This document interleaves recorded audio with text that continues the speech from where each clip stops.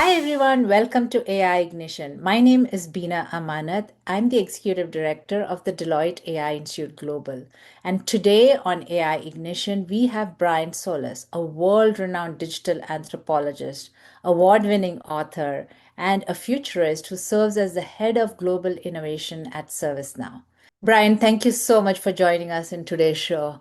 And I'm excited to having this conversation with you. Let's start with a little bit about your background, your journey so far. You are a leading voice in AI today, and I would love to share with our audience what's your journey been like? Oh, Bina, thank you for this opportunity. I don't even know where to start. It's been a bunch of control alt deletes. I think for all of us, with every technology revolution, there has been something new to learn and a whole lot to unlearn. And I started my career in Silicon Valley in technology back in the 90s. And it was early on then that I realized that one of the things that Silicon Valley, one of the few things that Silicon Valley wasn't good at doing, at least at the time, was casting a human lens on technology. That's when I decided to adapt the field of anthropology to digital studies Hmm. and to research how technology was affecting behaviors at every level, whether that was in the context of consumerism or in the context of users or in the context of employees or students, teachers, etc. And I wrote research forecasting where those behaviors could evolve.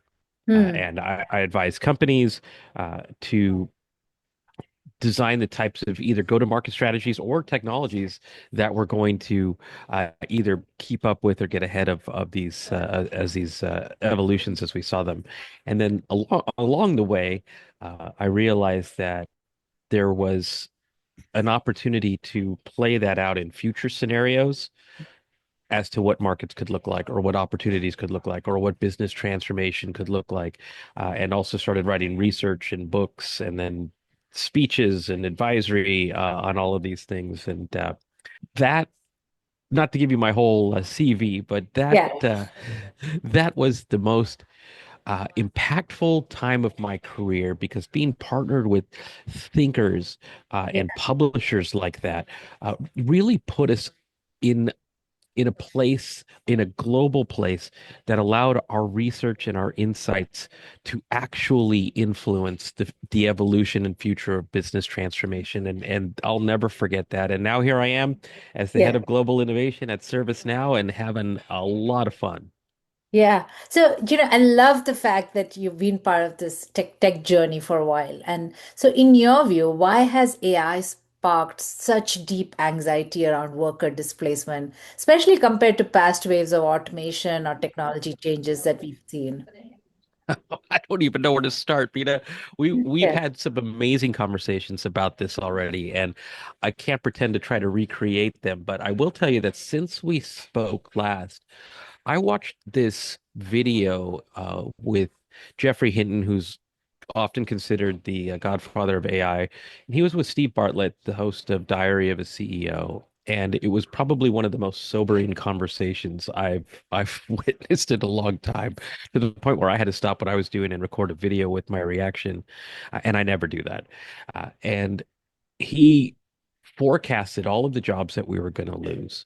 Yeah. And he also basically painted a grim picture for the future of humanity. I decided to think about why conversations like that, of course, to answer your question, panic everybody. Mm. Because as a futurist, that would be one of the scenarios you have to plan for. And you have to plan for those certain aspects of timelines as to when these things can happen and to what extent, and then what are the resulting impacts so that you could plan ahead for that. And perhaps it's that discipline combined with optimism, which I'm a hopeless optimist. I want to reverse engineer those potential scenarios to help people better understand the role that they can play in defining their own future, defining their Mm. own opportunities. And for the most part, many people are still trying to understand what it is, how it works, and how they can collaborate with generative AI Yeah. in order to even get work done today, let alone in the future. And the people who are running organizations, and I'll stop right after this, people who are running organizations also don't have answers to what the other side of this looks like. And so they're automating, they're using AI in very limited capacities, but very few, and I know you can appreciate this, very few are reimagining what their future organization, their future role of leadership, the Yeah. role of their employees can look like in partnership with artificial intelligence. So true. And, Brian, a large portion of our audience are actually C-suite and executive leaders from across functions in an organization. So, going a little bit deeper on the opportunities, what insights can you share with leaders on identifying and seizing opportunities to drive that innovation before going deep in their journey? I would love to say so much in so few Yeah. minutes, but I would say that the greatest thing would be to start with a vision. Where do you Mm, want your organization to go? And you can't answer that question if you haven't taken a step back to appreciate just how disruptive this really is. mm, I'll tell you that the catalyst for me to start thinking at a deeper level was when Vinod Khosla, uh, the noted venture capitalist, published recently that businesses don't understand what's about to hit them in the next 10 years as the rules of engagement change. And yeah. then he followed that line on with there's only 200 people in the world that understand what's really happening. And I said, well, wait a minute. I want to make that 201. I want to also be one of the folks who understand why the rules of engagement are going to change and how to help C-suites think bigger, dream bigger. Because then once you can communicate with that vision, then you can lead your organization, people, technology investments to achieve that vision and understanding that that vision is going to evolve over time as AI and other technologies evolve over time. So I will say that the first bit of advice that I would say is that in order to transform your thinking and your organization, you have to start by disrupting yourself. Mm. And a little bit more detail into that. So, what do you mean when you say leaders should disrupt themselves? I would say it starts with a mind shift, understanding that artificial intelligence, the consumerization of it was on the horizon, but also things like we're in a post-COVID world that we're still trying to navigate. We live in the most polarized society that I think I've personally ever witnessed. Yeah. And each one of those in their own right requires transformation. And in order to transform, you have to see things differently than the way you saw your work yesterday. Yeah. And that mind shift is really about forcing an entirely new perspective to see different trajectories and outcomes as a result of these disruptions. And in order to see that, you have to first unlearn and unsee the world as you see it. And lastly, to be more specific, we have a hard time doing that because we're human beings. Change is Yes. hard, Yes. and we tend to make decisions based on all of the experiences and successes and failures that we've had over time. So when Yeah. we don't know what to do, we lean on what we did before. And Yeah. when we do that, we limit our opportunities and our outcomes to iteration and not innovation. And so to have that mind shift is to give yourself the gift of learning and unlearning to see what you couldn't see before, to do what you couldn't do before. Yeah, so true. And Brian, one of the findings in our State of AI report we put out in January was that technology moves at its own pace, but the adoption of the technology in an organization moves at the pace of the organization's culture and change methodology, right? So it is so crucial to have that mind shift. So tell us a little bit on how can we drive a cultural shift? We talked about a leadership mindset shift, but there needs to be a change even, from an organizational culture perspective. What does mind shift look like from an organizational culture perspective? As someone who's worked in transformation and innovation my Yeah. whole career, I could tell you that the the the the biggest catalyst to change is culture. The Yes. biggest inhibitor to change is culture. And as a result, I spent years also working with culture leaders. people like Jason Corman. I'll share Jason Corman's story because it's the most it's the most unique. There's amazing people like Amy Edmondson who talk about the Yeah. future of organizational transformation and the importance of culture. But what they did was they studied the behavior necessary to achieve outcomes that were so unique, like innovation or digital transformation, for example. And they were able to humanize that science from a leadership perspective in order to be able to get people to change. People had to, number one, see themselves in that story, and number Yeah. two, believe that they played a role in the outcome, which meant that they had to have a shared vision and a shared uh, incentive and a shared motivation into achieving that vision. And it kind of comes back to where we were earlier in the conversation, which is if you don't have that vision, if you can't Yes. articulate what the future looks like, say, what could AI transformation look like in our organization 18 months from now? And how will we know that we're on the right path along the way? Yeah. If we can't articulate that, then you can't have a culture that brings that AI transformation to life. Yeah, so true, so true. And I think having that vision is crucial. But then, more on when you move into the execution or implementation phase, how do you make sure you're on the right track? How do you track for what success looks like? Because it's such a new way of doing things. What are some guidelines? What have you observed that works in making sure you're on the right path towards the vision?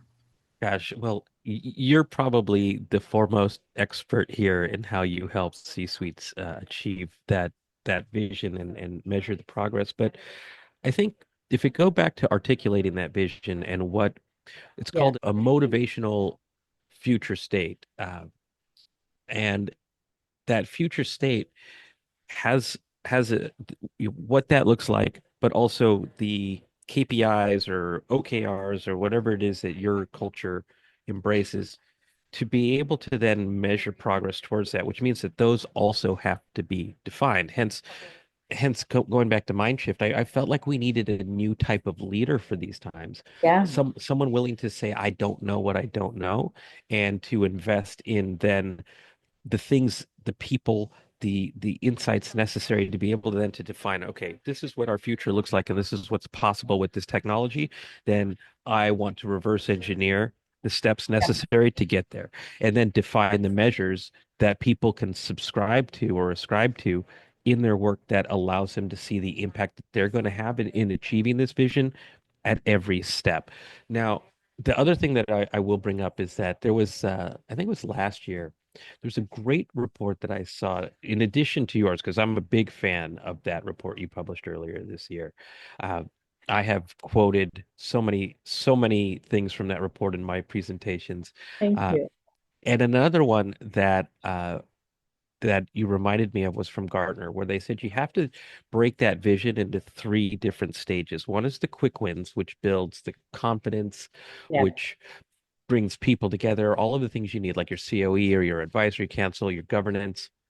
And then they said also to achieve that vision, think about differentiated use cases because if Mhm. everybody's doing the same thing, even with something as advanced as AI, all you're doing is creating a new AI powered status quo. And then last but not least, they said to also invest simultaneously in the transformational initiatives that are going to allow you to break the trajectory away from everyone else. And so I know that this gets complex pretty fast, but again, if you can't articulate a vision at each one of those levels, then we're going to need to understand how to empower you as a leader to Yeah. start leaning in that way. Yeah. And, a conversation that doesn't happen as often as it should is the workplace transformation, workforce transformation. What are some of the best practices that you've seen evolving in terms of, tactically driving that workforce transformation? There are certainly no shortage of articles these days that talk about the future roles in the workforce, Yeah. and they all happen to start with AI, AI soothsayer, Yeah. and I wonder, who's thinking of these jobs, and if people are just sort of like running them through generative AI to say what are the jobs of the future. So that that starts my answer, which is I advise companies once they understand the vision, or at least start asking questions about what's Yeah. possible, then what we can do is start to get some tangible elements to then look at the workforce and audit it. If we want to achieve this, and this is what we have, what we are missing are these things. And Mm. then what of that is achievable by AI agents today and as they evolve? What will be necessary to have human orchestration, management, and collaboration?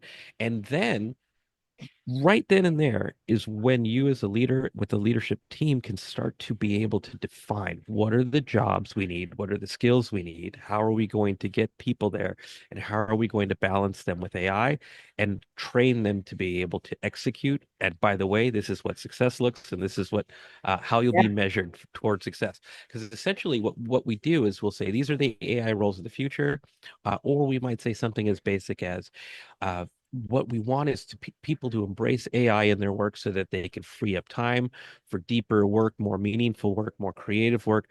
But then we'll stop and we won't define what that is, uh, Yes. how to get those skills, and how to measure success. So I do believe that we have to do the hard work of starting with that vision and then auditing the workforce against that vision to understand what are the decisions we need to make and roadmap it out to help bring the workforce along for the ride. And one of the biggest obstacles is there is a lot of fear about AI. Just, that still is prevalent. AI is going to take over my job. There is that fear that's still prevalent amongst the workforce who don't understand AI or are not AI savvy. And what you're describing can help mitigate the fear that fundamentally exists among the employees that are not AI savvy. So I love what you said. Do you see any specific industries where it's which are advancing more in AI compared to other industries, and why do you think that is happening? What are some of the practices that they're implementing to move faster? Oh, this is a good question because, as you know, we Yeah. just published at ServiceNow the AI index, Yes. and this is the second year in a row. And I think the most fascinating outcome was, as you know, we saw AI maturity regress year over year by Hmm. 9 points. Last year, the average score out of 100 was 44. This year, the average score is 35 out of 100. And I studied then how would we like we broke out the data by industry, so finance, manufacturing, etc. Yeah. And it was pretty consistent across the board. I mean, maybe a point here or there, but everybody took a step backwards this year. And the answer, the reason that we heard most often was because the speed of acceleration, speed of change, trying to get their arms around generative AI, then AI agents, and now what an agentic enterprise could look like, it's overwhelming, and still not having things in place like governance, for example. Hmm. And when you can't have those things in place, it's very hard to be able to lead a workforce in easing their fears, but also giving them tangible steps towards creating career longevity with artificial intelligence.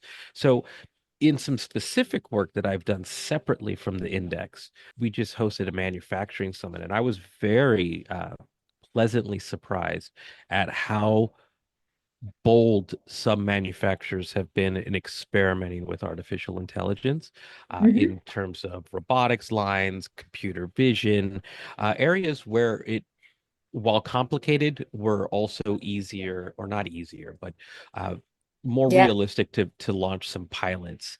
And so, in fact, that was so eye-opening that I have a meeting this Friday specifically to dive deeper into more advanced case studies that aren't public in the manufacturing sector. But I'm curious, Bina, what industry are you seeing accelerate? So, the ones that we are seeing the most is financial services and life sciences and healthcare. I think big part of it is because it's such a data-rich industry, right? That just eliminates that very first problem. I'm smiling at your manufacturing example because, it just wasn't called AI, and it was called data science and IoT, but we did a lot in manufacturing at that time, and now it's coming back. In fact, I am a huge believer that there might have been use cases where you wanted to use, but the technology was not there.